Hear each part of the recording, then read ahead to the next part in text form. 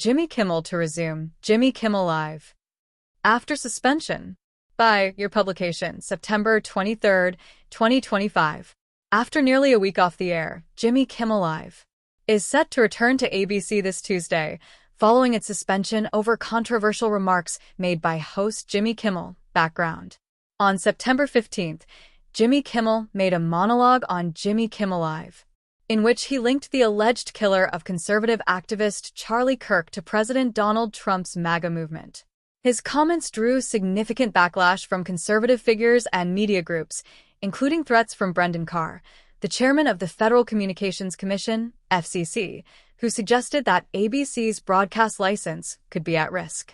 In the days following, two large TV station groups, Nexstar Media Group and Sinclair Broadcast Group, which own many ABC affiliates, announced that they would preempt Jimmy Kimmel Live on their stations. Suspension and reinstatement. On September 17th, ABC and Disney suspended the show indefinitely. The suspension was described by Disney as a move made to avoid further inflaming a tense situation at an emotional moment for our country. Disney acknowledged that some of Kimmel's remarks were ill-timed and thus insensitive. Over the intervening days, Disney and ABC engaged in what they called thoughtful conversations with Kimmel about the situation. On September 22nd, Disney announced that the show would return Tuesday, September 23rd, with new episodes. Key issues and reactions. FCC pressure. The role of the Federal Communications Commission is central. FCC Chair Brendan Carr's comments about potential regulatory consequences seemed to influence ABC's initial decision to suspend Kimmel. Free speech versus responsibility. Supporters of Kimmel's return argue that the suspension raised serious concerns over censorship and government overreach.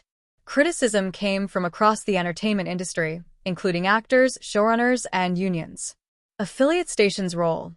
Nexstar and Sinclair both declined to air the show during its suspension, and there is uncertainty whether they will resume broadcasting it even after its return.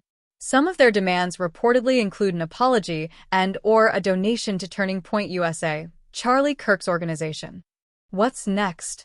The first episode back is expected to address the controversy directly.